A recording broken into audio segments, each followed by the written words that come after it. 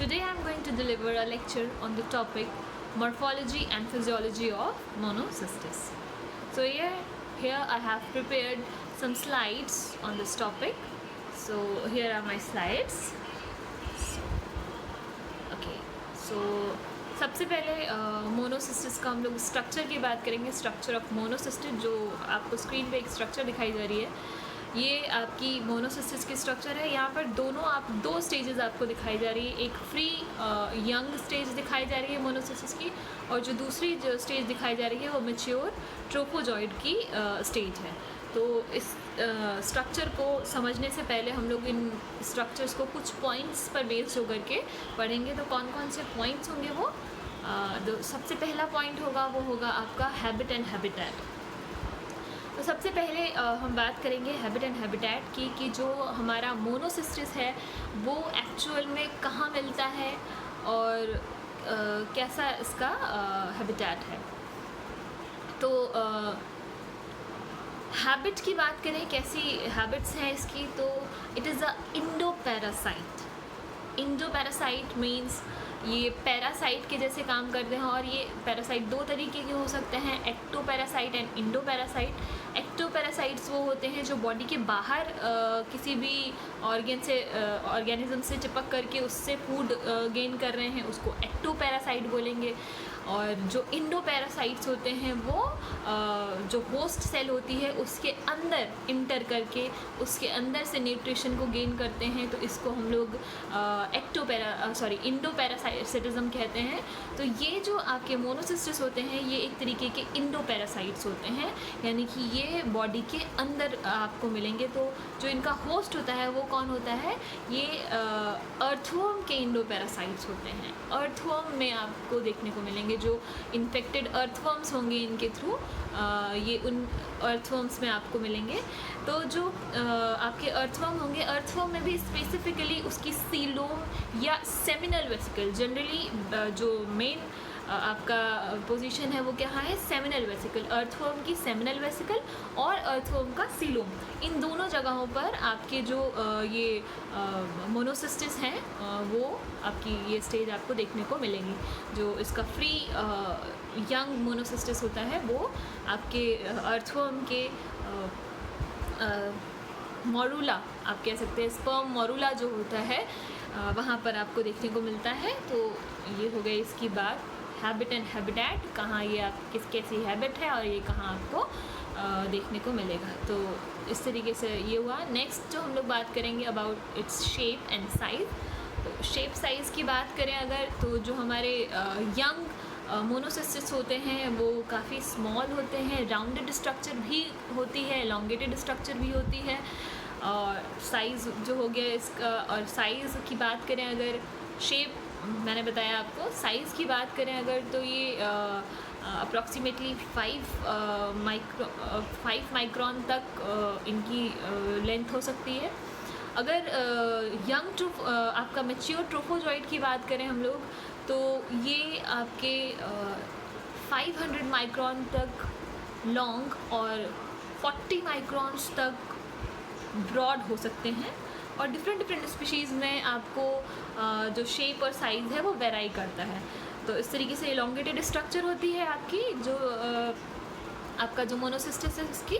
तो shape, size और colour की बात करें तो पेल कलर और ट्रांसपेरेंट कलर के ये जनरली होते हैं. डिफरेंट स्पीसीज़ में अलग अलग कलर भी देखने को मिलते हैं. तो इस तरीके से आपका शेप, साइज़ एंड कलर की बात होगी. इसके बाद हम लोग बात करेंगे पेलिकल की.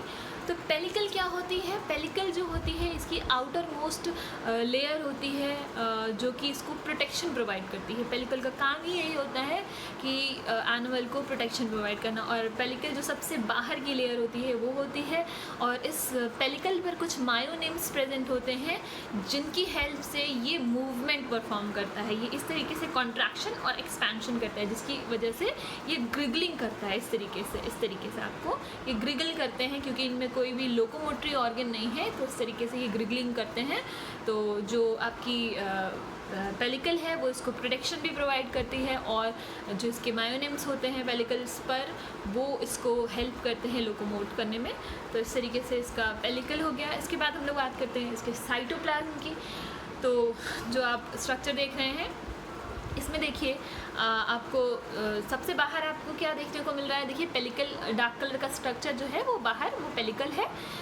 उसके बाद जो है बाहर ये कुछ हेयर लाइक स्ट्रक्चर जो दिख रहे हैं आपको यंग स्टेज में, ये स्पर्म की ट्रेल है, क्योंकि ये स्पर्म मोरूला के अंदर रहता है। स्पर्म मोरूला क्या होता है, जहाँ पर स्पर्म्स का डेवलपमेंट हो रहा होता है, और ये स्पर्म्स में के मोरूला में जाकर के ये रहते हैं, और वहाँ पर स्पर्म का जो न्यूट्रिशन होता है वो ये खुद ले लेते हैं, और जो वहाँ पे स्पर्म्स होते हैं वो डेड हो जाते हैं, मर जाते हैं, जिनकी वजह से जो उनकी टेल होती है, मरे हुए जो स्पर्म है उनकी जो टेल है वो उसकी बॉडी पर चिपक जाती है, और इस तरीके का हेयर लाइक अपीयरेंस देखने को मिलता है। तो ये आपका जो यंग स्ट्रक्चर आपको देखने को मिल रही है, इसमें ये हेयर लाइक स्ट्रक्चर जो क्या है, स्पर्म टेल्स हैं। उसके बाद जो है साइटोप्लाज्म की हम लोग बात करें तो साइटोप्लाज्म जो होता है वो यहाँ पर दो तरीके का साइटोप्लाज्म होता है, एक्टोसाइटोप्लाज्म और इंडोसाइटोप्लाज्म। एक्टोसाइटोप्लाज्म जो होता है वो बाहर की तरफ होता है, डेंस होता है और क्लियर होता है, और जो इंडोसाइटोप्लाज्म होता है ये अंदर की तरफ प्रेजेंट होता है, और इसमें आपके कुछ ग्रैन्यूल्स प्रेजेंट होते हैं जिसको ग्रैन्युलर इंडोप्लाज्म भी हम लोग बोलते हैं। और इस तरीके से आपका बाहर क्लियर एक्टोप्लाज्म होती है, अंदर ग्रैन्युलर इंडोप्लाज्म प्रेजेंट होता है। इसके अलावा जो है पैरामाइलियम ग्रैन्यूल्स यहाँ पर देखने को मिलते हैं, ये आपके फूड स्टोर करने का काम आप कह सकते हैं करते हैं, और इस तरीके से आपका ये जो स्ट्रक्चर होगा। इसके अलावा आपको न्यूक्लियस देखने को मिलेगा यहाँ पर। तो नेक्स्ट जो हम लोग बात करेंगे अबाउट इट्स न्यूक्लियस। साइटोप्लाज्म की बात कर ली है हम लोगों ने, इसके बाद हम लोग इसके न्यूक्लियस की बात करते हैं। तो जो न्यूक्लियस होता है यहाँ पर एक सिंगल न्यूक्लियस यहाँ पर देखने को मिलेगा आपको, एक न्यूक्लियस प्रेजेंट होगा, न्यूक्लियस के अंदर न्यूक्लियोलस प्रेजेंट होगा, और इस तरीके से इंडोसोम प्रेजेंट होता है, और आपका ये जो आउटर कवरिंग है आपको इस तरीके से इसकी आउटर सरफेस पर इस तरीके से आपको स्ट्रक्चर्स देखने को मिलेंगी मोनोसिस्टस में। तो जो आपका स्ट्रक्चर ऑफ मोनोसिस्टस है वो इस तरीके से होती है। इसके बाद जो हम लोग बात करेंगे अबाउट इट्स फिजियोलॉजी ऑफ मोनोसिस्टस। तो फिजियोलॉजी में हम लोग क्या बात करेंगे, लोकोमोशन की बात करेंगे, न्यूट्रिशन की बात करेंगे, रेस्पायरेशन की बात करेंगे और एक्सक्रीशन की बात करेंगे। तो सबसे पहले जो हम लोग बात करेंगे अबाउट इट्स लोकोमोशन, तो सबसे पहले हम लोग लोकोमोशन देखेंगे। तो लोकोमोशन देखने के लिए हम लोगों ने कुछ यहाँ पर पॉइंट्स रखे हुए हैं। क्या है लोकोमोशन, मैंने अभी भी आपको बताया कि जो लोकोमोशन होगा वो थ्रू इट्स पेलिकल और जो मायोनिम्स प्रेजेंट होते हैं, थ्रू दोज मायोनिम्स होता है, तो इसके थ्रू ये ग्रिगल करते हैं। तो देखिए यहाँ पर क्या है, Monocystis does not possess special organs for gliding, it shows wriggling movements brought about by the rhythmic contraction and relaxation of myonemes. मायोनिम्स के रिदमिक कॉन्ट्रैक्शन और एक्सपेंशन की वजह से ये मूव करते हैं, जिसको हम लोग रिगलिंग भी बोलते हैं, रिगल करते हैं। Such a type of movement characteristic of a Monocystis gregarine is known as gregarine movement. This is similar to the euglenoid movement of Euglena. ये यूग्लिनॉइड मूवमेंट की तरह ही होता है जैसा कि यूग्लिना में होता है, उसी तरीके से ये ग्रिगल करते हैं। यूग्लिना भी इस तरीके से यूग्लिनॉइड मूवमेंट करता है, मायोनिम्स होते हैं वहाँ पर भी। तो इस तरीके से जो आपका ग्रिगलिंग यहाँ पर देखने को मिलती है लोकोमोशन में। कोई भी स्पेसिफिक ऑर्गन लोकोमोशन के लिए यहाँ पर डेवलप नहीं होता है। इसके बाद जो बात करेंगे हम लोग न्यूट्रिशन की, तो ये न्यूट्रिशन कहाँ से टेकअप करते हैं, अभी मैंने आपको बताया कि ये स्पर्म मोरूला के अंदर से आपके सेमिनल वेसिकल में प्रेजेंट होते हैं, जो जहाँ पर स्पर्म मोरूला प्रेजेंट होगा, और स्पर्म मोरूला से ही ये अपना न्यूट्रिशन इनटेक करेंगे। Nutrition in monocystis is saprozoic. It's absorb its nutrition from the fluid of seminal vesicle by ऑस्मोट्रॉफी। ऑस्मोट्रॉफी के थ्रू ये सेमिनल वेसिकल से आपका जो फूड है वो एब्जॉर्ब कर लेते हैं through the general surface of the body.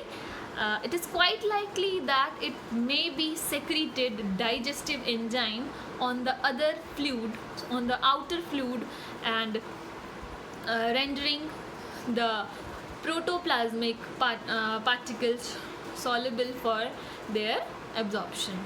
तो कभी कभी ये कुछ डाइजेस्टिव एंजाइम्स भी सेक्रेट करते हैं, जिससे कि ये जो आपका एक्टोप्लाज्म जो प्रोटोप्लाज्म प्रेजेंट है उसको एब्जॉर्ब कर सके। इस वजह से कुछ डाइजेस्टिव एंजाइम्स को भी सेक्रेट करते हैं। तो इस तरीके से यहाँ पर न्यूट्रिशन देखने को मिलता है। रेस्पायरेशन की बात करें तो the actual mechanism of respiration in Monocystis is not known. अभी तक जनरली नहीं पता चला है कि एक्चुअली ये कैसे रेस्पायरेट करते हैं, but it is believed that the parasite obtain oxygen by diffusion through its pellicle from the cell content of the host sperm morula। तो ये थ्रू डिफ्यूजन रेस्पायरेट करते हैं, इस तरीके का माना जाता है कि पेलिकल के थ्रू ये रेस्पायरेट करते हैं और इस तरीके से रेस्पायरेशन का प्रोसेस होगा। इसके बाद जो हम लोग बात करेंगे वो है एक्सक्रीशन। तो एक्सक्रीशन कैसे परफॉर्म होगा? Carbon dioxide and nitrogenous waste products produced as a result of metabolism are eliminated by the diffusion into the surrounding fluid. तो जो मेटाबॉलिक वेस्ट है like nitrogenous waste, carbon dioxide, ये सब कैसे eliminate किया जाता है? Through diffusion. ये आपको एलिमिनेट किया जाता है और ये डिफ्यूज़ होकर के कहाँ आएगा? सराउंडिंग फ्लूइड में, क्योंकि ये कहाँ सेमिनल वेसिकल में प्रेजेंट होते हैं और उसी सराउंडिंग फ्लूइड में ही ये अपना एक्सक्रीटरी वेस्ट डिस्चार्ज करते हैं। तो इस तरीके से एक्सक्रीशन होता है। इसके बाद हम लोग बात करते हैं इसके रिप्रोडक्शन की। रिप्रोडक्शन एंड लाइफ साइकिल की बात करेंगे। तो रिप्रोडक्शन को भी हम लोग कुछ स्पेसिफिक पॉइंट्स पर पढ़ेंगे।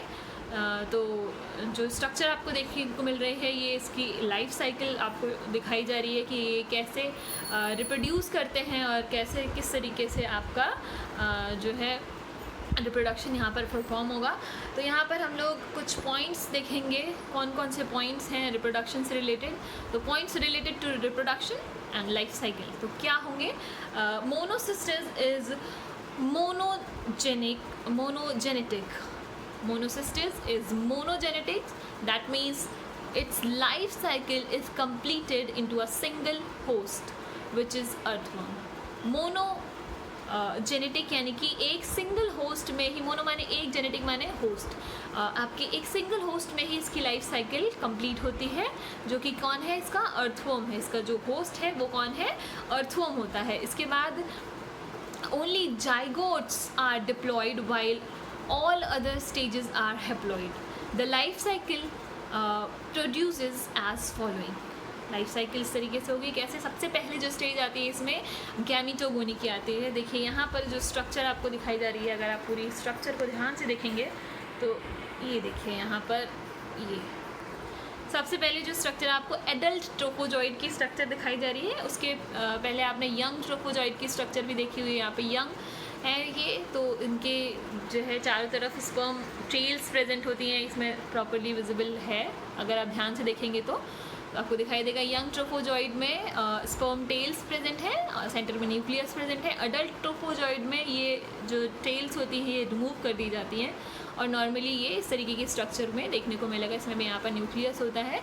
तो यहाँ पर क्या होता है, आपके दो जो अडल्ट हैं वो आपस में कॉन्जुगेट करते हैं इस तरीके से, गैमीटो साइट्स डेवलप हो जाती हैं। इस तरीके से दो गैमीटो साइट्स डेवलप हो गई हैं। इसके बाद जो है सीजी स्टेज आती है। इसको हम लोग जो स्ट्रक्चर है, दो आपकी जो गैमीटो साइट्स इस तरीके से जुड़ी हुई हैं, इस स्टेज को हम लोग बोलते हैं सीजी स्टेज। अब क्या होता है, ये जो गैमीटोसाइट्स होते हैं ये अपने चारों तरफ एक गैमीटोसिस्ट डेवलप कर लेती हैं, एक वॉल डेवलप कर लेती हैं अपने चारों तरफ, जिसको हम लोग बोलते हैं गैमीटोसिस्ट। और सेंटर में जो ये गैमीटोसाइट्स थी ये राउंड स्ट्रक्चर फॉर्म कर लेती हैं गैमीटोसाइट्स। अब जो स्टेज होती है इसको हम लोग बोलते हैं एंसिस्टमेंट या एंसिस्टेशन, क्योंकि इसने सब अपने चारों तरफ क्या एक सिस्ट फॉर्म कर लिया है, जिसको हम लोग गैमीटोसिस्ट बोले। क्योंकि ये गैमीटोगोनी चल रही है स्टेज, तो इसलिए हम लोग इसको गैमीट्स यहाँ पे डेवलप हो रहे हैं। गैमीट्स जो हो रहे हैं वो उनमें हम लोग देख रहे हैं, तो इसलिए हम लोग ये स्टेज क्या है, गैमीटोगोनी की स्टेज है। तो ये जो स्टेज है एंसिस्टमेंट या एंसिस्टेशन कहलाती है। और इसके जस्ट नीचे अगर आप देखेंगे तो यहाँ पर फिर डिवीजन होता है और यहाँ पर डॉटर न्यूक्लियाई बनते हैं। तो देखिए यहाँ पर आपको न्यूक्लियर मल्टीप्लिकेशन यहाँ पर दिखाया जा रहा है। यहाँ पर कई बार डिवीज़न होता है, तो आपका जो न्यूक्लियस है वो फर्दर कई बार डिवाइड करके इस तरीके से डॉटर न्यूक्लियाई बनाता है और ये पेरीफेरी और सेंटर में इस तरीके से अरेंज हो जाता है। नेक्स्ट जो ये स्टेज होती है इसको हम लोग क्या बोलेंगे, न्यूक्लियर मल्टीप्लिकेशन। इसके बाद क्या होता है कि जो ये न्यूक्लियस जो छोटे छोटे न्यूक्लियाई डेवलप हुए हैं, इनके चारों तरफ आपका जो साइटोप्लाज्म है वो इकट्ठा कर दिया जाता है और ये आइसोगैमीट्स, जिनको आप बोल सकते हैं आइसोगैमीट्स फॉर्म करने लग जाते हैं। गोल गोल आपकी स्ट्रक्चर्स डेवलप होने लग जाती हैं, जिनको हम लोग क्या बोल रहे हैं, आइसोगैमीट्स। और सेंटर में कुछ साइटोप्लाज्म बच भी जाता है और इस तरीके से ये जो आइसोगैमीट्स बनते हैं ये आपस में फ्यूजन करते हैं। देखिए कई सारी आपको आइसोगैमीट्स एक दूसरे से फ्यूज़ दिखाई जा रही हैं। तो देखिए लिखा हुआ है कि गैमीट प्रिपेयरिंग, जो है गैमीट प्रिपेयर हो रहे हैं अपने आप को फ्यूज़ करने के लिए। ये फ्यूज़ हो जाते हैं एक दूसरे से और क्या फॉर्म करेंगे, जाइगोट फॉर्म करेंगे। तो इस तरीके से आपका जाइगोट डेवलप होगा। देखिए नेक्स्ट स्टेज में जो है आपको ये जो स्टेज थी जहाँ पर दो फ्यूजन हो रहा है, दो आइसोगैमीट्स का फ्यूजन हो रहा है, इस स्टेज को हम लोग बोलते हैं सिनगैमी, मतलब गैमीट्स का सिन यानी कि मिलना। तो इस तरीके से सिनगैमी की स्टेज होती है। इसके बाद जो है ये क्या बनाते हैं, जाइगोट बनाते हैं, जिसको हम लोग जो कैसा होता है आपकी स्फेरिकल जाइगोट यहाँ पर डेवलप होते हैं। तो इस तरीके से आपकी गैमीटोगोनी जो होती है वो कंप्लीट हो जाती है जैसे ही जाइगोट बनता है। अब जो स्टेज आएगी वो आएगी स्पोरोगोनी की। तो देखिए यहाँ पर इस तरीके से